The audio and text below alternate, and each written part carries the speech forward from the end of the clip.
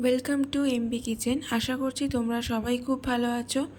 আজকের রেসিপি ভালো লাগলে ও আরও নিত্য নতুন রেসিপি পেতে চ্যানেলটা প্লিজ সাবস্ক্রাইব করে দিও। চিংড়ি, ইলিশ, পাবদার ভিড়ে আরও যেসব মাছ নিয়ে বাঙালির রসনা তৃপ্ত হয় তাদের মধ্যে অন্যতম পার্শে। ভাজা থেকে শুরু করে ঝাল বহুরূপী পার্শে খুশি করেছে বাঙালিদের।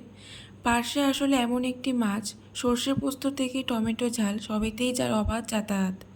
আজকে আমি তোমাদের দেখাবো সর্ষে পোস্ত বাটা দিয়ে পার্শে মাছের ঝাল।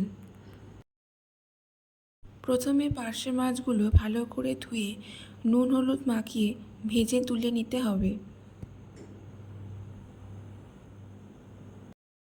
তারপর কড়াইতে প্রয়োজন মতো তেল দিয়ে তেল গরম হলে তার মধ্যে দিয়ে দেব শুকনো লঙ্কা, কালো জিরে, হলুদ গুঁড়ো, কাশ্মীরি রেড চিলি পাউডার। তারপর পরিমাণ মতো জল দিয়ে দেব।